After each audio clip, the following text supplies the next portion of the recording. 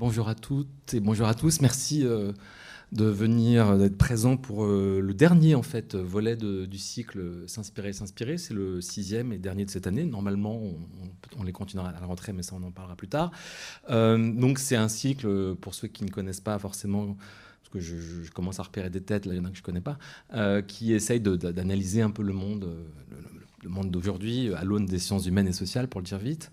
Et c'est vrai que ce cycle, cette année, a été évidemment rattrapé, marqué, j'allais dire déterminé, je ne sais pas comment dire, écrasé, évidemment, par le contexte de la crise pandémique, parce qu'on a beaucoup évoqué forcément les effets de cette crise sur nos vies, j'allais dire concrètes, existentielles, enfin réelles, puisqu'on s'est intéressé à plusieurs sujets qui étaient liés à cette crise. On s'est intéressé aux utopies du monde d'après, ce qu'elles signifiaient. On s'est intéressé on a sondé nos rêves, comment nos rêves eux-mêmes étaient eux-mêmes contaminés par ce moment.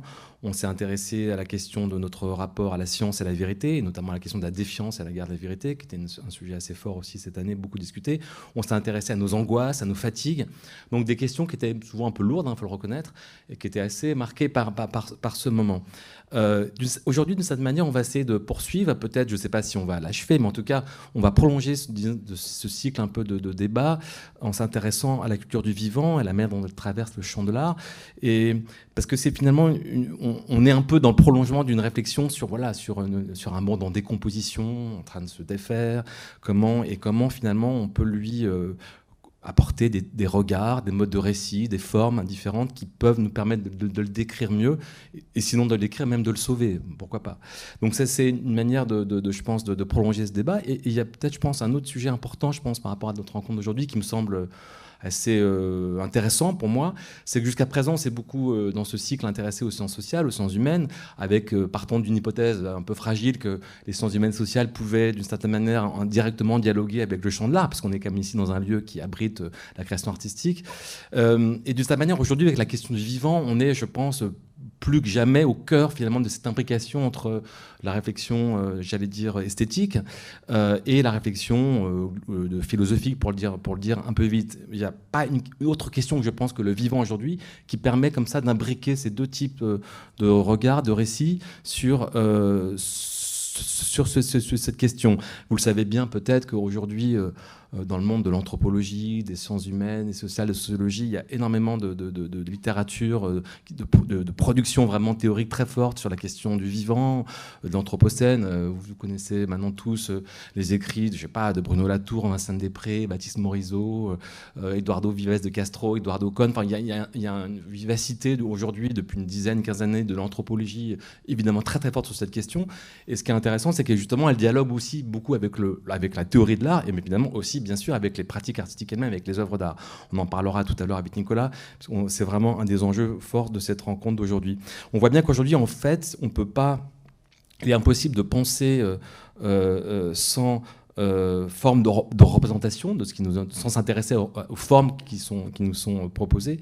Et de même, on ne peut plus créer sans penser ce qui nous arrive, ce qui nous entoure. On voit bien qu'on est là dans cet entrelacement, dans cette imbrication-là. Et d'une certaine manière, les deux livres dont nous allons aujourd'hui parler, Inclusion de Nicolas Bourriaud, Esthétique du Capitalocène, qui sort au PUF, et qui est sorti il y a quelques mois, et le nouveau livre de Estelle Zong-Mengual, Apprendre à voir le point de vue du vivant, qui paraît chez Actes Sud, qui est paru il y a quelques semaines, sont vraiment, pour le coup, au cœur de cet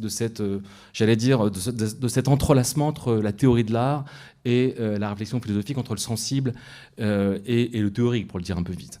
Et les deux livres, qui sont très différents, on va en discuter, je trouve, partagent en tout cas cette manière un peu forte, il me semble, d'interroger cette question-là à partir de ces deux entrées, finalement, à la fois en étant attentif à la fois à la théorie et à la production artistique elle-même. Alors, c'est vrai que ce que j'ai appelé aujourd'hui ce que Vivant fait à l'art, on peut évidemment s'y intéresser de manière évidente, parce qu'on voit qu'aujourd'hui, il y a une production artistique très, très, très nourrie par cette question-là. Nicolas Bourriaud dit dans son livre qu'aujourd'hui, l'artiste du début du XXIe siècle est le contemporain de l'Anthropocène. Cela ne l'oblige en rien, mais ça le détermine. On voit bien qu'il y a un nouveau statut de condition d'existence même de l'artiste. Et Nicolas travaille justement à ce qu'il appelle une théorie inclusive. On va essayer de comprendre ce qu'il entend par cette esthétique-là, comment on peut réconcilier l'objet, le phénomène, le peintre et l'apiculteur, comme tu le dis dans ton livre. Estelle, elle travaille en tant qu'historienne de l'art. Je ne vous ai pas présenté d'ailleurs biographiquement, c'était une erreur d'ailleurs. Je vais peut-être le faire avant. Estelle est donc docteur en histoire de l'art. Tu travailles aujourd'hui aux Beaux-Arts. Tu diriges une chaire qui s'appelle Habiter le paysage, et également à Sciences Po aussi dans le master de Bruno Latour. Voilà.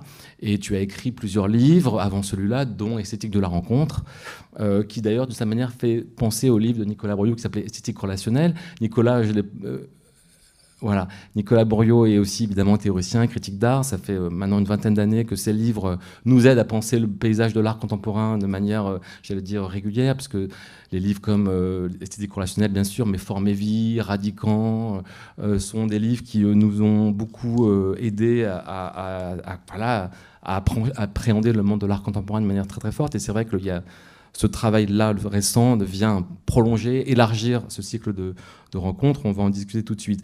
Donc Estelle, elle travaille plus à ce qu'elle appelle une histoire environnementale de l'art. On va essayer de comprendre ce qu'elle entend par là. Qu'est-ce que c'est aujourd'hui la manière de pluraliser, d'enrichir aujourd'hui la question de l'enquête visuelle, et qu'est-ce que c'est apprendre à voir le vivant. Donc on voit bien qu'on a deux livres là qui peuvent dialoguer ensemble. On va voir comment si ça peut fonctionner ou pas, si l'un s'intéresse à l'autre ou pas. C'est aussi un des mystères de cette rencontre, mais c'est ça qui est intéressant. Je vais peut-être commencer avec Nicolas, justement. Nicolas, inclusion, c'est vrai que esthétique du capitalocène. Je disais tout à l'heure que ça fait longtemps que tu écris vraiment sur le paysage de l'art. Donc je rappelais des livres importants comme Esthétique relationnelle qui date de 98, Forme de vie, l'art moderne et l'invention de soi en 99, L'Ex-Forme, art, idéologie et rejet en 2017. Il y avait Radicant aussi. Qu'est-ce qui aujourd'hui pour toi est nouveau dans le diagnostic que tu fais du paysage de l'art contemporain? En quoi inclusion finalement aujourd'hui vient renouveler ou disons élargir cette question comme ça de l'esthétique aujourd'hui, ce que tu appelles l'esthétique inclusive, et de ce que tu as surtout le concept fort qui est le tournant moléculaire. Qu'est-ce que c'est pour toi ce tournant moléculaire du paysage de l'art que tu observes depuis disons une dizaine d'années en gros, parce que on va en parler, mais une nouvelle génération d'artistes pour toi émergé dans les années 2010 qui est justement porteuse un peu de ce récit-là?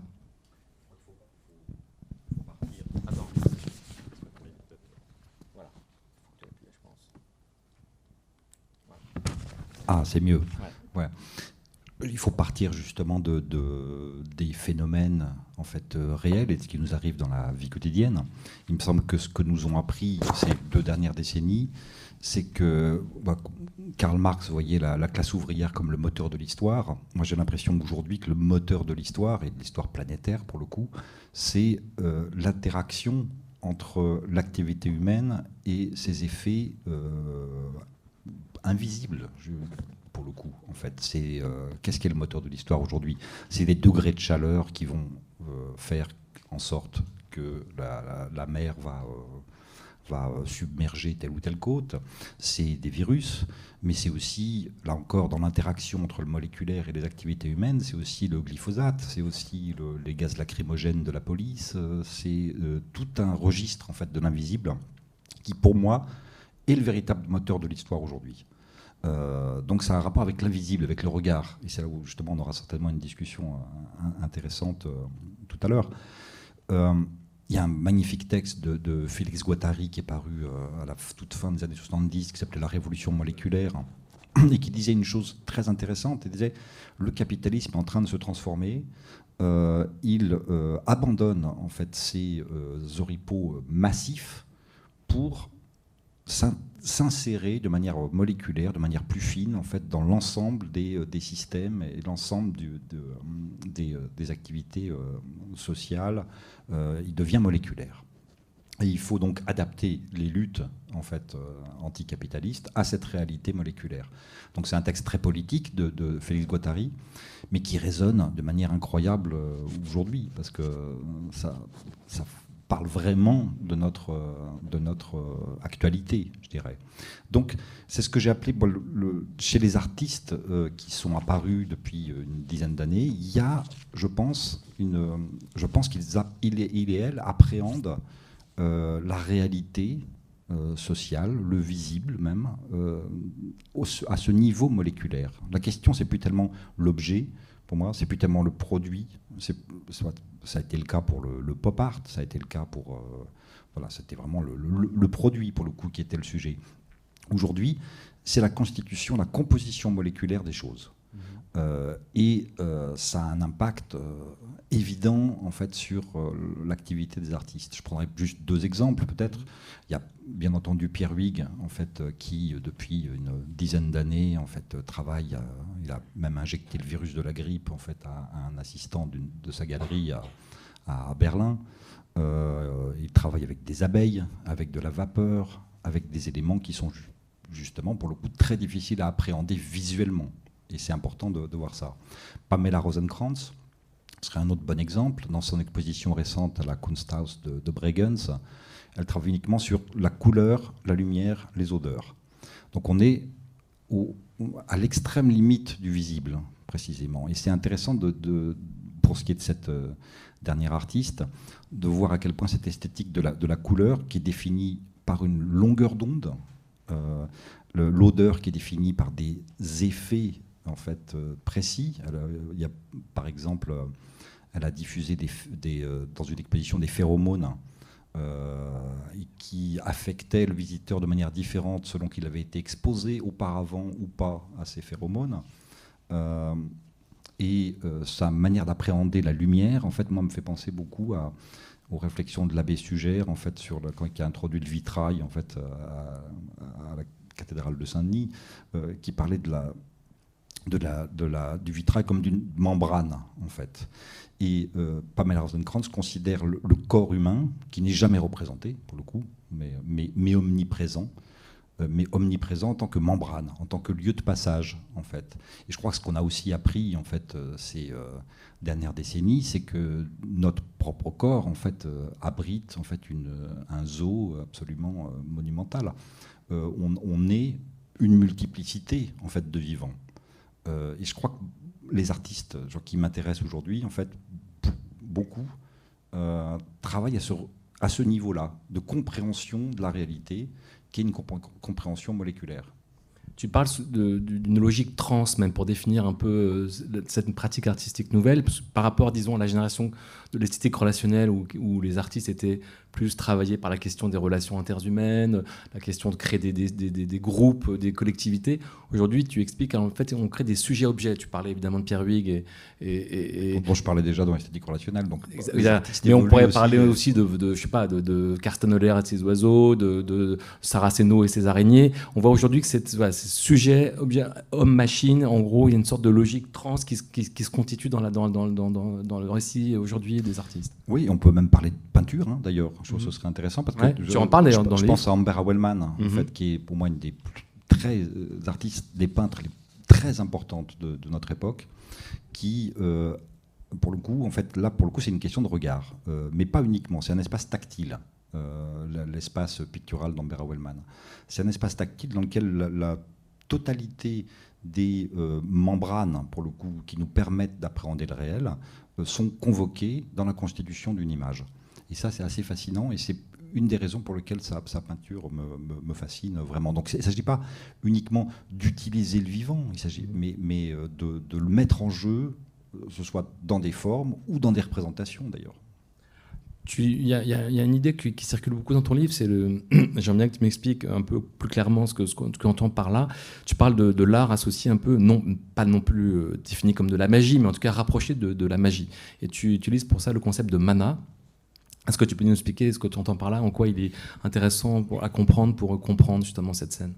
Le concept de mana, en fait, c'est un concept qu'a ressuscité un petit peu Marcel Mauss au début du XXe siècle, en fait, et que vient commenter Claude Lévi-Strauss quand il écrit son introduction à l'œuvre de Marcel Mauss. Et Lévi-Strauss est un structuraliste, donc c'est toujours un système de traduction, hein, genre entre différents éléments.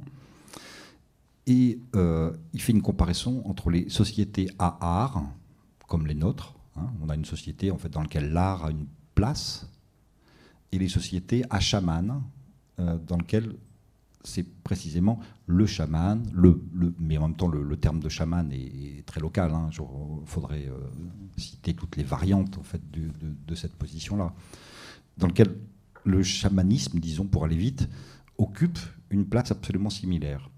Un sorcier d'une tribu en fait Zuni ou Pueblo en fait déclare par exemple qu'il peut se transformer en chat, ou que la plume qu'il tient en fait possède des pouvoirs magiques. Et moi, ce qui m'intéresse, c'est de voir comment, structurellement parlant, l'art occupe exactement la même place dans nos sociétés, qui ne sont pas des sociétés à chaman, mais des sociétés à art. C'est-à-dire que tout d'un coup, il y a un type, par exemple Marcel Duchamp, qui vient dire, vous voyez, cette urinoir, c'est de l'art. Il y a une homothétie, si vous voulez, entre les deux activités. Je ne dis pas que l'artiste est un chaman, je dis qu'ils occupent tous deux une position similaire dans la structure en fait, des sociétés.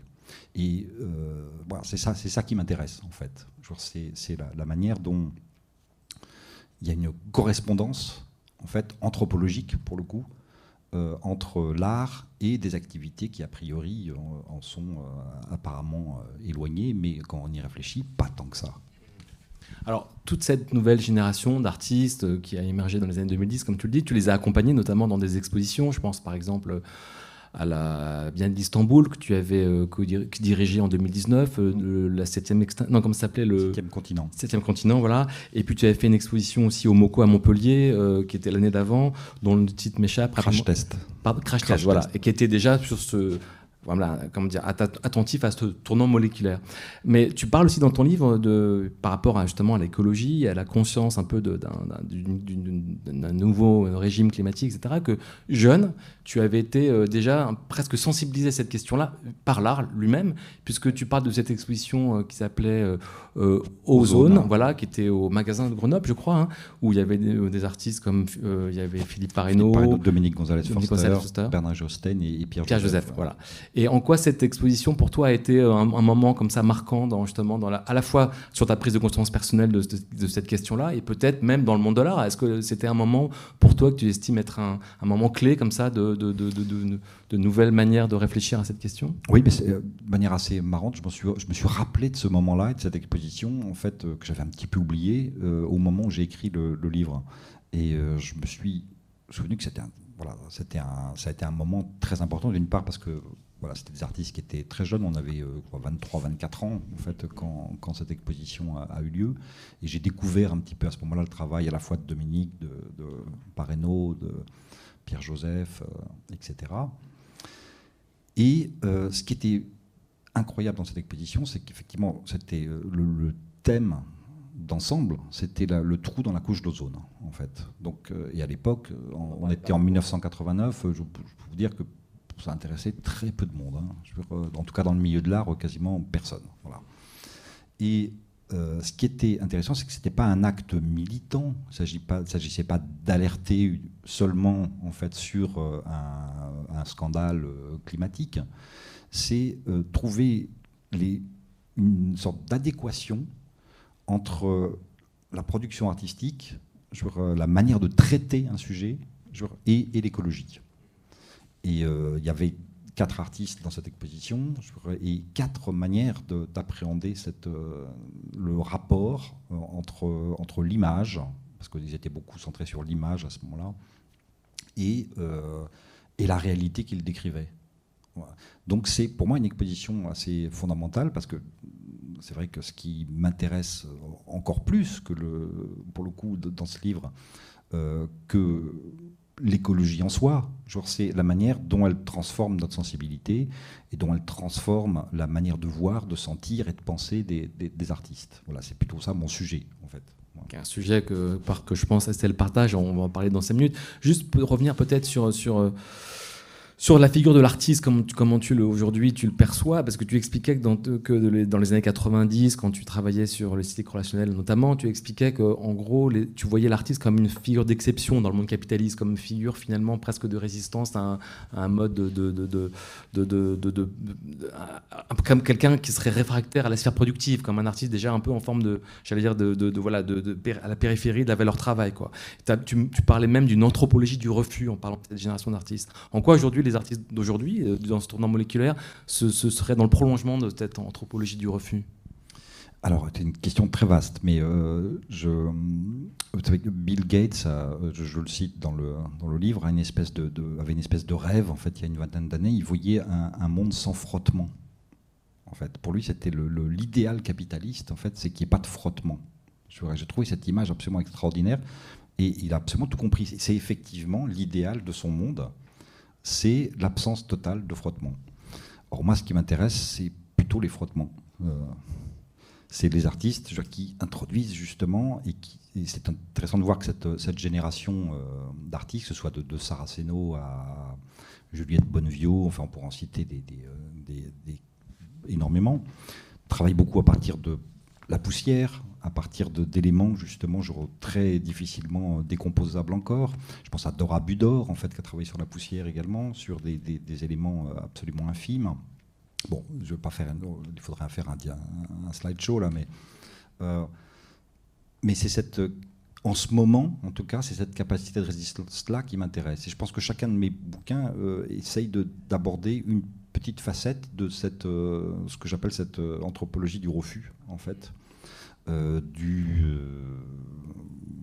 voilà, de l'introduction, en fait, d'une sorte de sabotage du visuel, en fait, on pourrait dire ça aussi comme ça. Alors, avant de donner la parole à Estelle, je vais revenir sur le concept d'esthétique inclusive. Tu expliques dans le livre que pour toi, cette esthétique-là, enfin, la manière dont tu l'as définie, en fait, appelle à ce que tu appelles un apprentissage d'un regard enfin décentré, replacé dans un univers plurivoque, incluant les non-humains. Et pour le coup, c'est vraiment, j'ai l'impression qu'Estelle est dans cette problématique-là. Comment tu pourrais qualifier cette esthétique inclusive?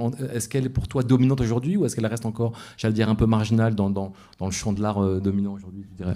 J'essaie de repérer en fait les différentes figures, en fait, à travers le travail des artistes, une fois encore. J'ai fait cette première exposition en 2014 qui s'appelait The Great Acceleration, qui était la Biennale de Taipei, qui était ma première exposition sur l'Anthropocène, en fait. Quelle année, ça ? 2014. Okay. Et à partir de là, j'ai essayé de repérer des figures en fait, qui réorganisaient notre manière d'envisager, de voir en fait, l'espace dans lequel on évolue. Et il y a trois choses pour aller très vite. En fait, pour moi, ce qui caractérise l'espace-temps de notre époque, c'est la promiscuité, une nouvelle promiscuité, de nouveaux plis en fait, qui se constituent à la surface de la planète. Par exemple, Pangolin, Banque mondiale, vous voyez, ça c'est un pli absolument nouveau. Il y a la crise de l'échelle humaine, et ça c'est un élément fondamental de mon bouquin. C'est comme on ne peut plus en fait réfléchir à l'échelle humaine aujourd'hui dans la représentation. Et ça, je pense que tu en parles aussi, Estelle. Donc ces éléments à partir desquels les artistes travaillent aujourd'hui pour élaborer ce que j'appelle une esthétique inclusive. Ça veut dire quoi ? Ça veut dire prendre, pour aller vite là encore, prendre en compte le fait indépassable que nous sommes immergés dans un espace. Il n'y a plus de position critique en surplomb aujourd'hui. Je pense que c'est plus possible. Et je pense que les artistes l'ont compris. Et ça se voit dans les expositions. On peut plus. Il y a une crise aujourd'hui de la subjectivité dans son rapport à une extériorité. En fait, on cherche tous le grand dehors. En fait, qu'est-ce qui est extérieur ? Et c'est ça qui a amené d'ailleurs le réalisme spéculatif. En fait, la philosophie orientée objet, qui voudrait justement horizontaliser le monde en disant voilà, il n'y a que des objets. Voilà. Pour moi, c'est la recherche désespérée d'un grand dehors, en fait. Et il me semble qu'il y a d'autres manières d'envisager l'espace que par une recherche angoissée et paniquée d'un grand dehors. Mais bon, c'est... Oui, non, mais c'est très intéressant, parce que finalement, cette manière de sortir un peu du grand partage, voilà, qui accompagne, j'allais dire, la modernité, hein, pour le dire un peu vite, on voit bien qu'on est en train d'en sortir vraiment définitivement, et le livre d'Estelle, et on va en parler maintenant, accompagne aussi ce récit-là, même si c'est vrai que ton travail porte sur l'histoire de l'art et sur la peinture du 19e siècle. Hein. On est moins là sur la scène de l'art contemporain, mais le programme du livre, en tout cas son ambition, et il est assez impressionnant, c'est quand même apprendre à voir. Donc on pourrait partir de là peut-être, apprendre à voir comment tu pourrais signifier cette invitation-là? Parce que c'est vrai que tu parles dans le livre beaucoup, c'est un peu un fil, une crise de la sensibilité du vivant, sur la manière dont nous ne savons pas finalement être attentifs au vivant comme il faudrait qu'on soit, et que toute l'histoire de la peinture moderne est nourrie par une sorte de symbolisme, toujours vouloir donner un sens, une projection humaine à ce qu'on voit. Et ton livre essaye de nous apprendre, en tout cas, et peut-être que tu es un témoin, parce que tu expliques que toi-même, tu apprends à voir par le travail que tu accomplis en tant qu'historienne de l'art, mais même en tant que, j'allais dire, voyageuse, en tant que baladeuse dans la nature, puisque le livre s'ouvre sur une scène où tu es en Ardèche, je crois, sous le ciel, et un rapace passe au-dessus, et il y a quelque chose qui se passe. Quel était le programme de ce livre? Est-ce que tu pourrais nous dire un peu quelle était sa visée? Oui. Alors, cette formule apprendre à voir, elle m'a beaucoup intriguée parce que c'est une formule qu'on retrouve à la fois dans la bouche des artistes, c'est un leitmotiv, je dirais, et dans la bouche des naturalistes.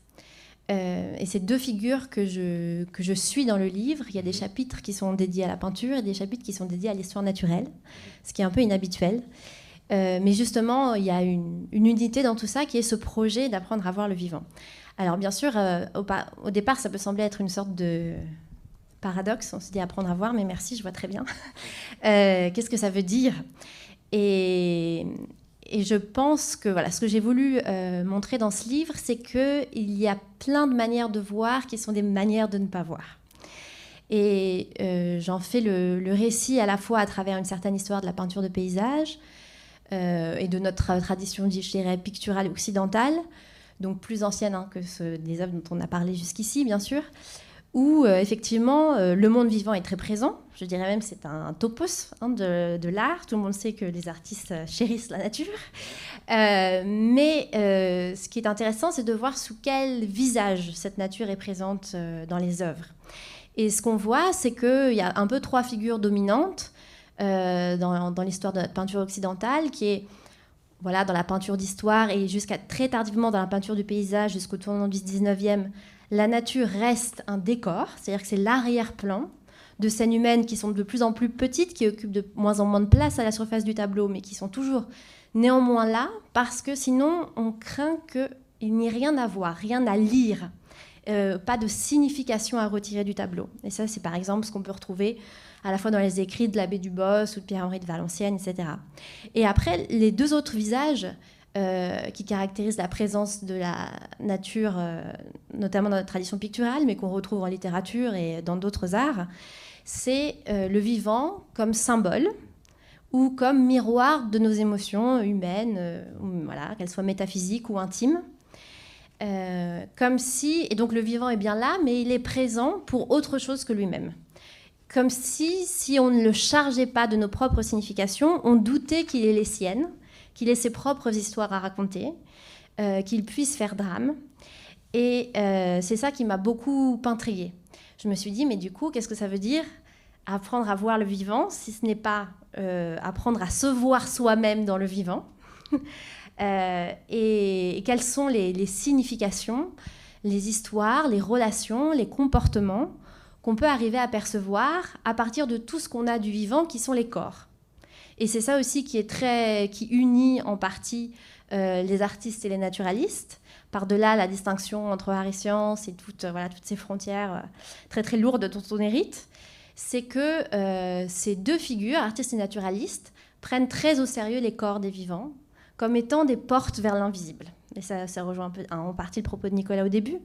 C'est-à-dire que oui, on n'a que ça, et une partie de nous, en tant qu'héritiers modernes, qui trouve que ce n'est pas assez, qu'on devrait voir à l'intérieur, et que ce serait ça, connaître, et qu'en fait, quand on est un vivant, mais c'est aussi le cas pour nous, nos corps ne sont pas des corps matière, ce sont des corps perspectives. Ça, c'est une notion qui vient de l'anthropologie, notamment chez Eduardo Viveros de Castro. C'est-à-dire que le corps qu'on a détermine comment on est dans le monde, comment on agit, comment on perçoit. Et ça, c'est vrai pour tous les vivants, que ce soit des végétaux ou des animaux comme nous. Et les artistes et les naturalistes, donc chacun à leur manière, bien sûr avec des outils d'enquête très différents, ont ce souci d'attention pour les corps, comme révélant, et ça c'est une idée très importante de Baptiste Morisot, comme révélant des des comportements, des histoires, des relations. Les corps sont des formes signifiantes qui sont pour nous des indices pour comprendre qui sont ces formes de vie. Et c'est ce qu'on... Voilà, quand on regarde le travail artistique de certains peintres que j'étudie dans ce livre, donc je m'intéresse notamment aux peintres nord-américains de l'Hudson River School, ou quand on regarde les écrits des femmes naturalistes du 19e siècle que je suis, il y a ce temps infini, quotidien, passé à observer, à traduire, parce que c'est pas seulement, bien sûr, voir au sens strict, mais aussi à traduire et à transmettre les significations des corps des vivants. Alors justement, c'est passionnant parce que je te cite parce que justement là sur la tendance que nous avons tous à porter des significations, des projections de nous-mêmes sur le monde vivant. Tu dis par exemple, lorsque je vois une rose et que je songe en moi-même à la fragilité de l'existence, lorsque pensif je marche sur un sentier et que je vois un saule pleureur et que je m'émeus devant la mélancolie de ce paysage, je ne fais que ventriloquer le saule qui n'a jamais été rencontré comme une entité altère face à moi. Donc et alors comment on échappe précisément à cette manière justement d'interpréter symboliquement le monde vivant?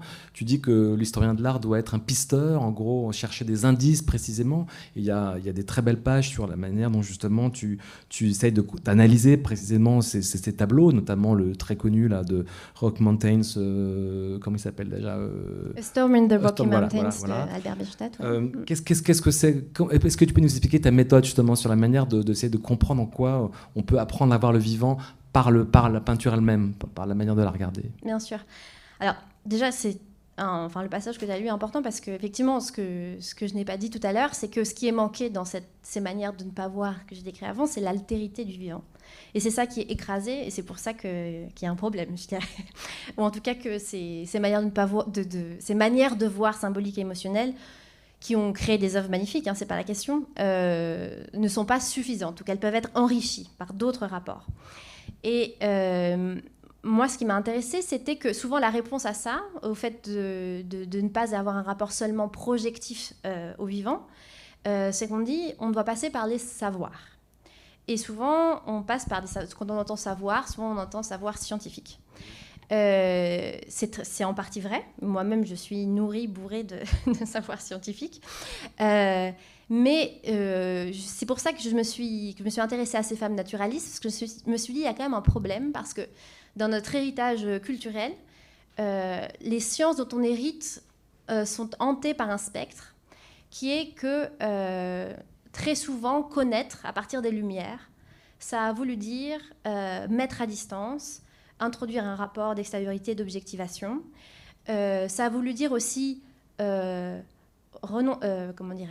repousser tout enchantement du monde comme étant une croyance, une superstition, etc. Et donc, la connaissance scientifique sous un certain visage, qui bien sûr ne comprend pas ni toutes les sciences, ni tous les travaux des chercheurs, c'est vraiment un spectre, c'est pour ça que je parle de cette figure-là.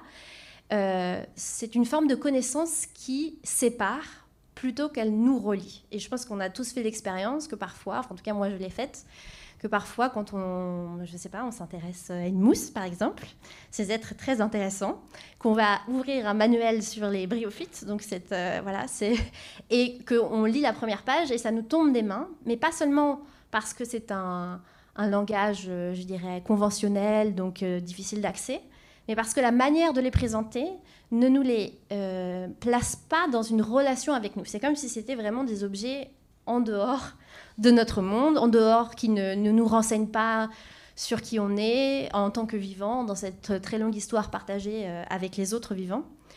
Et donc c'est à la fois pour ça que j'ai choisi ces écrits de femmes naturalistes qui ont un style très particulier que justement je trouvais qui penchait vers une connaissance qui relie.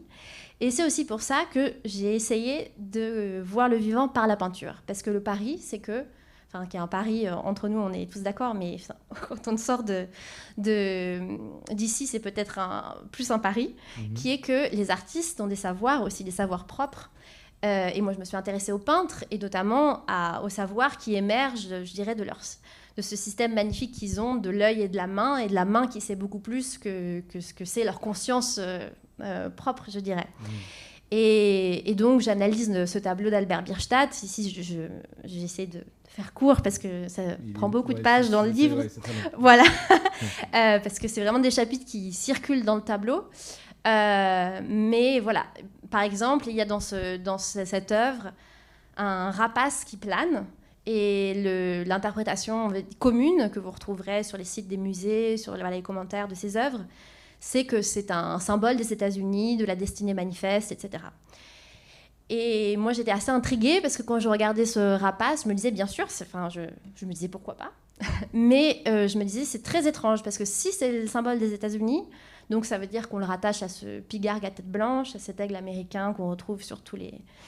Voilà, sur beaucoup de choses. Et je me disais, c'est bizarre parce que la silhouette ne correspond pas du tout. Et qu'un aigle qui est si familier dans la culture américaine, si le peintre n'avait voulu n'en faire qu'un symbole, il l'aurait peint de telle façon à ce que ce soit explicite. Mmh.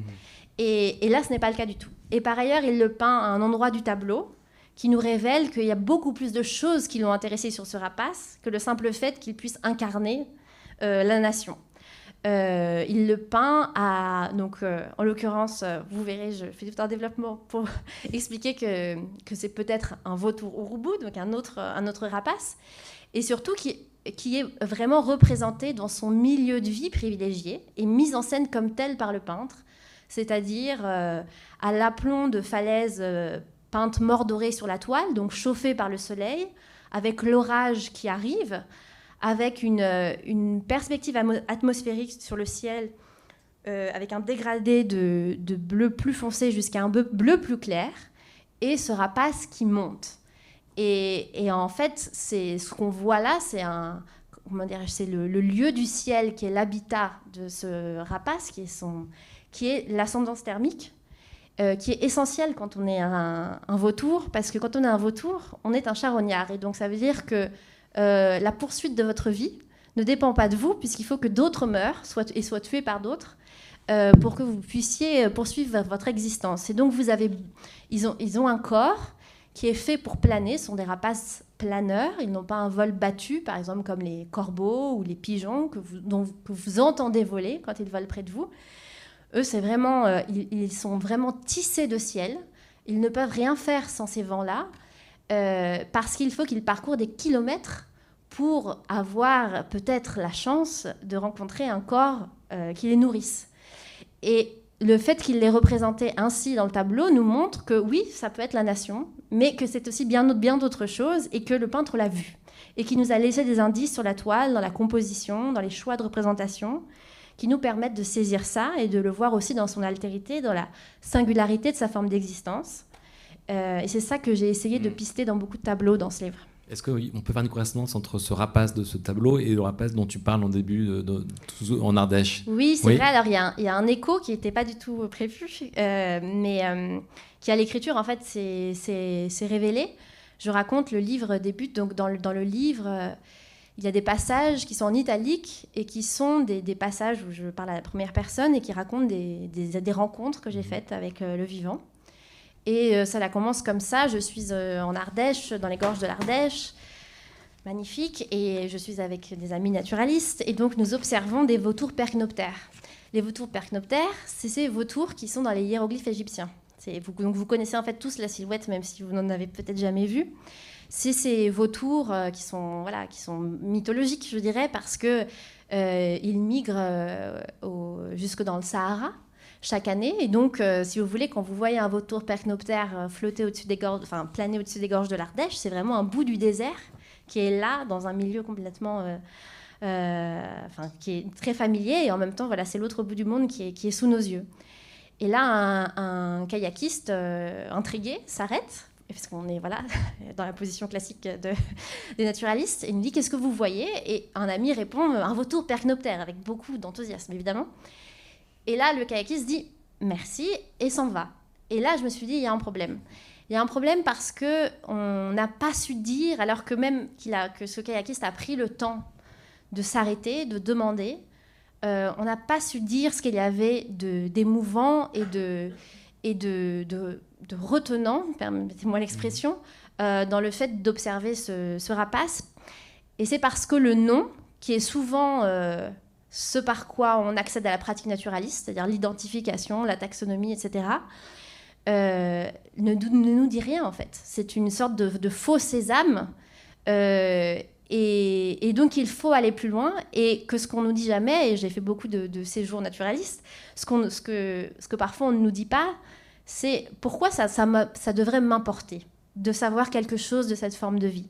Qu'est-ce que ça changerait à ma manière d'être, à ma manière d'exister, à ma manière d'arpenter ce monde, de connaître ce vautour percnoptère et sa forme de vie plutôt que de ne pas le connaître. Et ça demande, c'est un vrai art qui est possédé par certains naturalistes et par certains penseurs et certains artistes, mais c'est un chemin, c'est-à-dire que ce n'est pas du tout résolu par le seul nom donné. Et tout le livre est un peu une sorte de trajectoire pour arriver justement à passer derrière cette porte close du nom et à accéder à cet invisible si riche qui en fait est le lieu où habitent les vivants, en vérité. Quand tu viens à Paris, tu t'intéresses pareil aux pigeons de la même manière, ou par exemple, ou ben J'avoue que quand je suis à Paris, je suis un petit peu prise rattrapée par le monde humain et ses obligations. Mais par exemple, c'est très important pour moi de noter que ce n'est pas du tout que apprendre à voir n'est pas du tout une pratique qui est réservée à des gens qui vivraient en pleine nature. Ça n'aurait pas de sens, d'une part parce qu'on est de moins en moins à habiter ce genre d'endroit, et d'autre part parce que, comme l'a rappelé Nicolas, le vivant est littéralement partout. Il est même, on en est déjà, donc ça nous fait quand même un terrain d'observation assez formidable qu'on emmène avec soi partout, et on en a en nous, bien sûr. Mais je veux dire, c'est ça aussi qui est assez beau dans la ville et qu'on a revu encore récemment avec le confinement, c'est qu'en fait, le vivant est comment dirais-je, toujours partout prêt à surgir, parce qu'il y a cette force de vie. Quand vous voyez ces pissenlits qui poussent entre des dalles de béton alors qu'il y avait 2 mm de terre habitable, et qu'ils l'ont fait, et qu'ils sont là, et qu'ils font leur vie comme ça, bien sûr, c'est un regard en ville qui est un peu plus interstitiel. Mais je pense que c'est un regard important pour aussi déromanticiser notre rapport à la nature, comment dirais-je, que ce soit pas justement hors du monde, ce qui est ça qui est très beau en ville, qui peut être très beau en ville, c'est de nous rendre compte que le vivant vit tout contre nous, et qu'en fait il est vraiment à chaque coin de rue si on y prête attention, et que donc il appartient pleinement à notre monde commun, qu'il n'est pas ce dehors, qu'il n'est pas loin, qu'il n'a pas besoin d'être intact, pur, authentique, je ne sais quoi, très très loin, mais que toutes ces dynamiques de vie sont présentes partout. On avait reçu ici en septembre Joël Zas qui nous parlait justement des animaux qui arrivaient dans nos villes, et justement sur comment les centres urbains étaient justement un peu contaminés par le vivant. Juste pour revenir sur un sujet, un argument, un motif qui traverse beaucoup le livre, qui est ce que tu appelles la crise de la sensibilité du vivant. Comment tu pourrais définir cette crise-là? Est-ce que tu l'indexes forcément à une crise, j'allais dire, écologique contemporaine, ou est-ce qu'elle dépasse ce qu'on appelle aujourd'hui l'anthropocène, ou est-ce que tu la situes, j'allais dire, dans le temps même? Depuis quand elle naît, cette crise-là? Alors, donc la crise de la sensibilité au vivant, donc c'est un concept que je vais piocher chez Baptiste Morisot, puisque c'est lui qui a formulé... Avec qui tu as écrit Esthétique de la rencontre. Oui, avec qui je travaille beaucoup, donc c'est pour ça qu'il y a beaucoup, vous verrez si vous lisez le livre, de perméabilité entre ses idées et les miennes.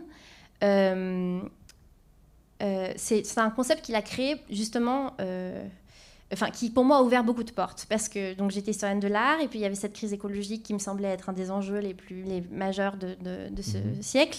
Je me disais, c'est quand même pas de chance d'être historienne de l'art dans ce contexte, parce que je me disais, je peux pas faire grand chose, et en fait justement par cette reformulation, quand il explique que voilà, crise écologique, c'est pas seulement une crise du vivant lui-même, sous la forme de la 6e extinction, de la défaunation, de la perte des habitats, etc., mais que c'est aussi une crise de nos relations au vivant, sous ses formes multiples, et parmi ces relations, celle de notre sensibilité. Tout d'un coup, ça m'ouvrait une porte formidable pour me dire, en fait, il y a peut-être quelque chose à faire par l'art, avec l'art, et que de la même manière que là, au début de la conférence, je parlais de comment l'art nous avait un peu, en partie, détissé du vivant en introduisant ce rapport majoritairement symbolique, projectif, etc. S'il a pu faire ça, ça veut dire qu'il est aussi capable de nous retisser. C'est-à-dire que, en fait, ça parle des puissances de l'art, tout ça, mais qu'elles peuvent être, comment dirais-je, emmenées ailleurs. Et donc, c'est pour ça que je m'intéresse à ces peintures ici, et que je pense que c'est très important si vous voulez, la crise de la sensibilité, c'est une forme de limitation dans notre gamme d'affects, de percepts, d'émotions, d'imaginaires qui nous relient au vivant, par distinction avec d'autres domaines du monde. Et je donne un exemple dans le livre qui est très parlant à mon sens, qui est que par exemple, si vous prenez l'objet train, qui est un objet qui est apparu dans nos vies il y a 200 ans, vous avez une foule d'images qui se précipitent dans votre esprit, que ce soit, je ne sais pas, les paysages enneigés du Snowpiercer, les visages des soldats derrière les vitres qui regardent leurs proches avant de partir pour la guerre, que ce soit le Transsibérien, que ce soit Drancy. Vous avez tout un tas d'images très fortes qui font que quand vous voyez un train, il y a tout ça sur ce train. Il est chargé. Et donc, il existe très fort dans votre monde. Et maintenant, si vous prenez par exemple le chevreuil, qui est un animal extrêmement commun chez nous, qui vit avec nous depuis 400 000 ans, ben, voilà, observez ce qui affleure à votre esprit, et vous verrez que, enfin, je pense qu'il y a beaucoup moins d'images, de connotations, de relations, d'expériences même, qui permettent que, quand vous voyez ce chevreuil, il existe, il appartient à votre monde. Il vibre quand vous le voyez. Et c'est ça, si vous voulez, comment dirais-je, remédier à cette crise de la sensibilité. Et c'est pour ça que la culture et les arts sont aussi importants. C'est parce que la culture est cet outil formidable, on revient un peu peut-être à ce que disait Nicolas tout à l'heure, pour charger de manière forte, presque magique, c'est-à-dire qui dépasse les limites matérielles de l'objet, des entités du monde. Et que c'est par la culture aussi que ces êtres peuvent, parce qu'ils rentrent petit à petit dans notre monde intérieur et dans notre sens de l'attention et de l'importance, que tout d'un coup ils peuvent débouler aussi sur la scène politique, parce que ils font partie de notre univers à chacun. Et donc voilà, c'est ça le philosophe Emmanuel Ecochia, que vous citez, je pense, l'un et l'autre, en tout cas je pense que vous avez lu l'un et l'autre, disait qu'il fallait qu'on apprenne à nommer les arbres, et qu'un arbre, on devait l'appeler comme on appelle son chat, je veux dire, comme une manière un peu de signifier quoi, que le chevreuil ou l'arbre, il faut qu'on les réintègre dans notre vie. Avant de passer la parole à Nicolas, juste peut-être, Estelle, pour essayer de clarifier un peu, disons, le propos qui est très riche et c'est vrai qui est très, très fécond. Comment tu pourrais qualifier ce que tu appelles une histoire environnementale de l'art ? En quoi ce serait aujourd'hui un enjeu nouveau, différent, enfin en tout cas plus riche pour essayer de renouveler à la fois l'histoire de l'art elle-même, comme discipline, j'allais dire presque académique, et nos regards à nous sur justement précisément sur les œuvres ? Alors c'est comme ça que j'essaie de nommer un peu le regard que je porte sur les œuvres. Si vous voulez, donc je m'appuie sur, on va dire, un tournant qu'on voit dans les sciences humaines et sociales depuis, je dirais, une quinzaine d'années, qui a donné lieu à la fois, alors peut-être à la création de ce qu'on appelle les humanités environnementales et à l'histoire environnementale, et qui est un tournant important, à la fois parce que tout d'un coup, le vivant, qui était quand même essentiellement un objet pour les sciences naturelles, fait son entrée dans les sciences humaines et sociales qui, elles, ne s'intéressaient qu'au vivant qu'en tant qu'il était, comment dirais-je, ressaisi, réattrapé, resémantisé, etc., par les humains. Et donc ça, déjà, c'est nouveau. Et ce qui est nouveau aussi, c'est que dans cette nouvelle manière de faire des sciences sociales et humaines, c'est non seulement le vivant rentre, mais il y rentre sous une autre modalité qu'avant. C'est-à-dire qu'avant, il pouvait être pris en compte comme élément de contexte, comme condition générale, je ne sais pas, d'un événement historique, comme ressource, ou alors il pouvait être pris en compte, oui, voilà, comme matériau symbolique. Et là, on essaye de voir les puissances propres de ces vivants, leur capacité à être acteurs et à produire des effets, et sur notre histoire humaine et sur nos relations sociopolitiques. Et bon, maintenant, c'est presque, il y a 15 ans, ça semblait nouveau. Maintenant, c'est devenu, comme le dit Nicolas, d'une banalité, avec ce qu'on vit en ce moment, qui est assez grande. Et en histoire de l'art, voilà, ce que je propose, c'est donc si vous voulez, c'est de faire rentrer ce geste-là, ce renversement de l'attention vers le vivant, depuis les seuls humains, en incluant aussi le vivant, dans l'histoire de l'art. Et donc, ça veut dire s'interroger, avoir un regard, comment dirais-je, rapproché, pour la présence du vivant dans les œuvres. Donc, pour ça, du coup, voilà, Nicolas on fait de l'histoire environnementale de l'art sans le savoir, comme Monsieur Jourdain. C'est-à-dire, avec ce postulat, que aussi aujourd'hui, on a des outils pour voir, analyser, comprendre ce que les artistes font avec le vivant, qu'on n'avait pas il y a 15 ou 20 ans. Avec ce que font les sciences naturelles extrêmement subversives qu'on peut connaître aujourd'hui, mais aussi avec ce que font, bien sûr, les humanités environnementales. Et donc, tout d'un coup, ça ouvre à la fois une relecture des œuvres du passé, où voilà, où aussi la sensibilité du moment faisait qu'on n'accordait pas forcément une attention spécifique à la représentation du vivant dans ses œuvres. Et bien sûr, ça ouvre aussi un champ d'exploration de la scène contemporaine, évidemment, avec cette idée de faire surgir les différentes manières dont les artistes s'emparent du vivant, comment ça peut nous nourrir, évidemment. Donc voilà, c'est ça, cette histoire environnementale-là.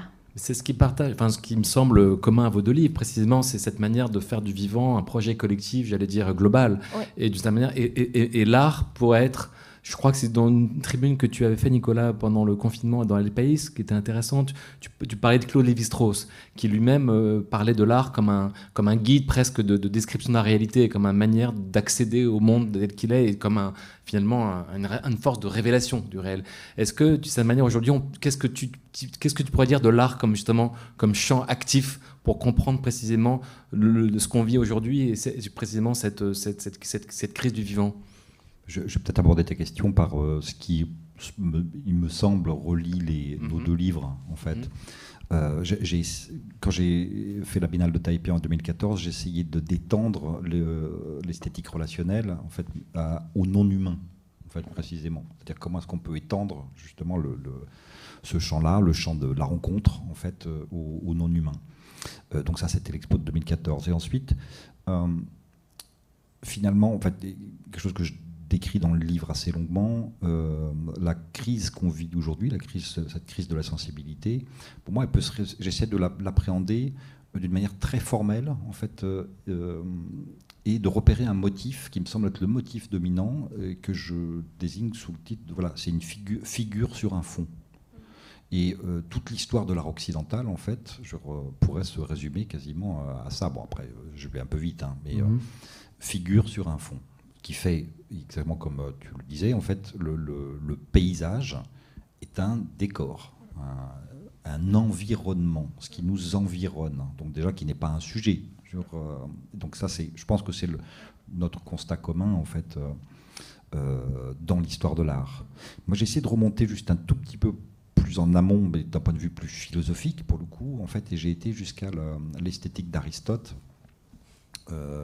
C'est ce qu'on appelle l'illémorphisme d'Aristote, c'est-à-dire cette figure, il est morphé, la matière et la forme. Et pour Aristote, tout acte artistique, c'est imprimer une forme sur une matière. Et pour moi, ça, c'est le motif central de l'idéologie occidentale depuis plus de 2000 ans. Et c'est de là que découle le fameux figure sur un fond, etc. C'est un truc que tout le monde accepte plus ou moins de manière inconsciente, hein. Même Joseph Beuys disait la sculpture, en fait, c'est imprimer quelque chose dans la matière. Et de ce couple illémorphé, matière-forme, s'organise absolument tous les binarismes, en fait, qui sont les gros problèmes qu'on a finalement aujourd'hui. C'est le sujet-objet, d'un côté le sujet, de l'autre côté les objets. C'est nature-culture, etc., etc. Il y a toute une chaîne, en fait, qui est pour moi une chaîne oppressive, qui découle de cette simple idée que le geste artistique, quoi qu'il arrive, ce sera toujours imprimer une forme sur une matière. Même Simone de Beauvoir en parle dans Le Deuxième Sexe, en fait, comme l'étant la figure absolue de la misogynie. C'est actif-passif. Vous voyez, tout ça, c'est l'illémorphisme d'Aristote. Ce que j'essaye de repérer dans ce livre, c'est les artistes qui aujourd'hui échappent justement à cette fatalité idéologique, je dirais. Pour qui il n'y a pas d'un côté la matière, de l'autre côté la forme, d'un côté le sujet, de l'autre côté l'objet, parce que tout est sujet. Et on parlait, là, ça rejoint pour le coup l'aspect politique en fait des choses. Le gouvernement équatorien a déclaré comme sujet en fait le sol de du pays. Le gouvernement néo-zélandais, en fait, il y a quelques années, a fait de la rivière Wanganui un sujet de droit à part entière. Moi, j'ai tendance à penser que là où l'art d'aujourd'hui et les luttes politiques en fait convergent, c'est dans le fait de peupler le monde de sujets. Et parce que l'histoire de l'aliénation, c'est l'histoire de tous ces sujets à qui on déniait le droit d'être des sujets. Voilà. C'est intéressant parce que tu finis d'ailleurs ton livre par une tonalité assez politique justement sur qu'est-ce que tu finalement penses du monde d'aujourd'hui et que tu estimes que l'un des enjeux majeurs, ça déborde le champ de l'art, là, l'enjeu majeur du XXIe siècle, enfin, en tout cas des décennies qui arrivent, c'est ce que tu appelles de remettre de l'humain finalement dans notre monde, contre les automations. Mais au bon endroit. Au bon endroit, voilà. C'est-à-dire pas au centre. Voilà. Donc alors ce serait quoi ce bon endroit ? Et la précision est contre les automations, importante. contre le goût du quantifiable, contre toutes ces des algorithmes, toute cette idéologie-là, genre du calcul, la rentabilité. Tu estimes qu'aujourd'hui c'est un enjeu important. Est-ce que l'art peut porter ce récit ? Parce que le contraire de l'humain, c'est pas le vivant, c'est l'automatique, c'est l'automation en fait. Marx en parlait déjà d'ailleurs. En fait, il y a tout un chapitre dans le Capital sur l'automation, ce qui fonctionne tout seul en fait, donc sans intervention humaine. Si la peinture est si importante aujourd'hui dans la culture, en fait, c'est parce que de manière presque fétichiste, elle porte un sujet, elle porte une main d'ailleurs, encore plus qu'un sujet. Ça porte du faire, ça porte de la liberté dans le faire. C'est aussi, évidemment, en fait, un objet politique. Si vous avez des questions ou envie d'interpeller nos invités, vous êtes évidemment les bienvenus. Interpeller. Ah, bien sûr. Est-ce que tu veux un micro ou est-ce que... Oui, peut-être c'est important. Parce que comme c'est filmé, il faut que le spectateur puisse entendre vos voix en public. Alors bonsoir, je suis ravie de vous écouter. Donc moi j'ai créé un format qui s'appelle Parole de créateur face sur l'urgence écologique avec ma fondation Tali. Donc c'est un artiste et un scientifique qui répond à l'urgence des temps présents et qui essaye de réfléchir à des nouveaux récits. Et parallèlement, on a coproduit le film de Cyril Dion qui s'appelle Animal. Et en fait, à Cannes, c'est ça ? Voilà. Et en fait, on se rend compte que dans ce film, ce sont deux ados qui vont essayer de comprendre en faisant le tour du monde, rencontrer les scientifiques, Baptiste Morisot, etc. Et on se rend compte qu'il y a un vrai travail aussi à faire sur qu'est-ce que c'est la croissance, que la performance économique aujourd'hui est en train de détruire nos écosystèmes, et que oui, il faut des nouveaux récits, mais qu'au-delà de ça, il faut aussi un contre-pouvoir par rapport à cette idée de croissance et de performance économique. Donc je voulais avoir votre avis en tant qu'historien et en tant qu'éclaireur sur comment on pourrait aussi effectivement créer ces nouveaux récits et répondre, donner des pistes de réflexion sur cette crise de sensibilité, mais au-delà de ça, par rapport à un marché de l'art qui repart comme avant, avec 300 foires par an, avec tout ce qu'on sait. Voilà, je me pose la question, naviguant dans ces milieux, de comment adresser ce sujet du réchauffement par rapport à un marché qui continue comme avant et qui est en parallèle de tout ce que vous mettez en place et qui, lui, finalement, voilà, il y aura toujours ce que tu disais, cette question de rentabilité, de produire en détruisant et de logique économique qui aussi pressurise les artistes. Donc je voulais avoir votre avis sur ces 350 foires annuelles et qu'est-ce que nous, cette communauté, pouvons imaginer comme contre-pouvoir pour dire ça, on n'en veut plus. Et voilà, parce que je pense que c'est peut-être ensemble qu'on peut imaginer quelque chose de un contre-pouvoir. Merci. C'était un peu long, pardon. C'est des questions qui ont été discutées pas mal d'ailleurs pendant le confinement, parce qu'il y a eu, je ne sais pas si on peut dire une remise en cause, en tout cas une mise en questionnement de la manière dont le monde de l'art lui-même fonctionnait à l'aune de cet événement. Je ne sais pas où on en est aujourd'hui, mais comme tu le dis, j'ai l'impression qu'il n'y a pas tellement de progrès qui ont été faits sur ce sujet-là. Nicolas, tu as un avis là-dessus ? Je ne sais pas trop, je connais moins le monde des foires en fait, et des grandes expositions. C'est toujours... je sais pas trop, quand on parle de croissance, moi j'ai une image en tête. En fait, on compare souvent les sociétés à des organismes. En fait, ici, on adaptait la notion de croissance en fait à notre organisme individuel. Ça voudrait dire en fait qu'après 18 ans, 19 ans, en fait, il faudrait toujours prendre 1 ou 2 centimètres par an jusqu'à notre mort, en fait. Donc, normalement, un être humain devrait mesurer 3,50 mètres ou 4 mètres, en fait, s'il continue de croître, en fait, comme il le fait, jusqu'à la fin de sa croissance, justement. Mais qu'est-ce qui se passe après ? Ce qui se passe, c'est qu'on passe du quantitatif au qualitatif. Et moi, la question liée à la décroissance, c'est le récit de ce que serait le qualitatif, justement, dans une société. Et moi, c'est plutôt cette piste-là qui me retient, en fait. C'est quoi une société basée sur le qualitatif et pas sur la croissance quantitative ? Mais après, je n'ai pas forcément les réponses. Moi, je vois le monde un petit peu à travers les œuvres d'art. C'est mon métier et c'est mon outil optique. Et j'ai pas toujours les réponses à tout.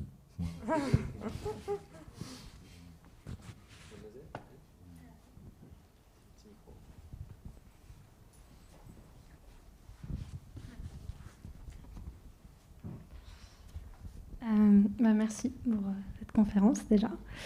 Ma question elle est plus pour Estelle Zong. J'arrive jamais à prononcer le parti, je suis désolée. Zong Benguel, je sais, c'est dur. Dans Manifeste des espaces compagnes de Donna Haraway, elle explique à un moment que l'étymologie du mot respect, c'est un échange de regards ou c'est rendre le regard de l'autre.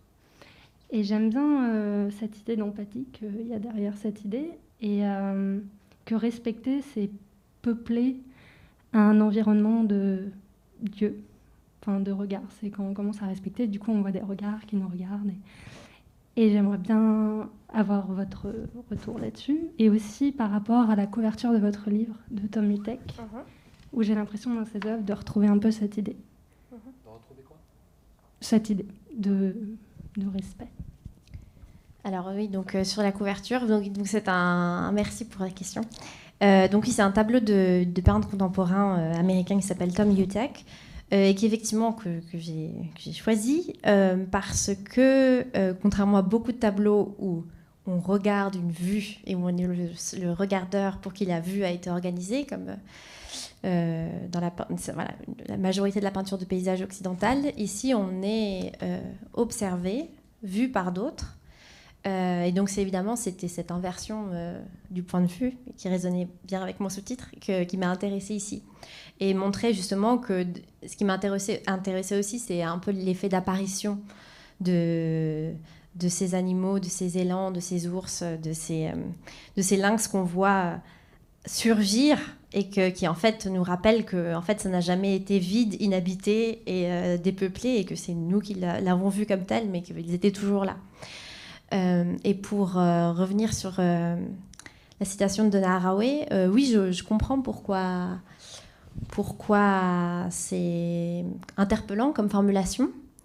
Il faudrait élargir, c'est-à-dire il faudrait élargir regard dans un sens très large. Par exemple, les végétaux, par exemple, c'est, je pense, un peu plus difficile d'avoir ce sentiment d'échange de regard. Et puis aussi, même avec les animaux, ce qui est toujours assez intrigant dans la rencontre animale, c'est qu'ils sont toujours beaucoup moins intéressés que nous par le fait que voilà, pour eux ça fait pas tant événement que pour nous qui sommes très avides de relations responsives avec le vivant. Et c'est ça aussi que je retrouve dans cette citation de Donna Haraway. Alors relation responsive, c'est un concept qui vient d'Hartmut Rosa, qui a écrit ce très beau livre récemment qui s'appelait Résonance, et qui explique que vraiment en Occident, on a toujours, on a toujours recherché le fait de créer des relations responsives, c'est-à-dire on a le sentiment qu'on envoie quelque chose dans le monde et que ça nous répond, que ça nous revient, avec différents objets du monde et notamment les non-humains. Et c'est d'ailleurs comme ça que moi j'analyse notre rapport symbolique et émotionnel au vivant, comme le fait qu'on a envie que ça nous dise quelque chose, on a envie que ça réponde, on a envie que ça nous parle en fait. Et c'est un désir qui est parfaitement légitime et très beau, parce qu'on a envie de se sentir relié. Et je retrouve ça dans cette notion d'échange de regards.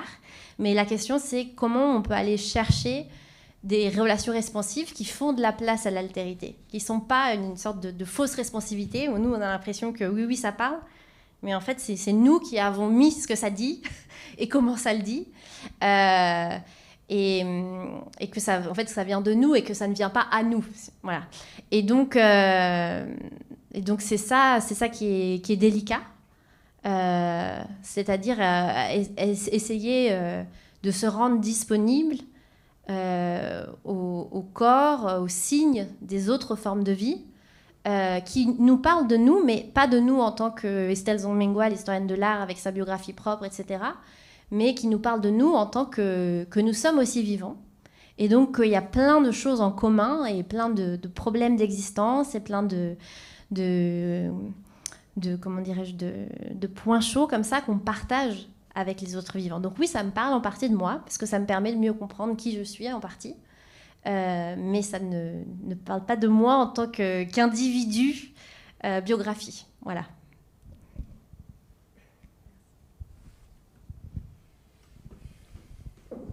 On voit quand même qu'on a beaucoup de pain sur la planche. Il faut qu'on réapprenne à voir. Il faut qu'on réapprenne à échanger et à trouver des axes de résonance, comme tu disais, avec le non-humain. C'est un programme, j'allais dire, pour les décennies à venir. Je pense qu'avec vous, on va pouvoir être un peu plus solide et disons en tout cas nourri. Je vous remercie infiniment tous les deux pour cette rencontre. Donc je vous invite à lire ces deux livres, Apprendre à voir, de Estelle Zong-Mengwal. Donc ça, c'est paru chez Actes Sud. Et Nicolas Bourriaud, Inclusion, Statut Capitale Scène, au PUF. Merci beaucoup.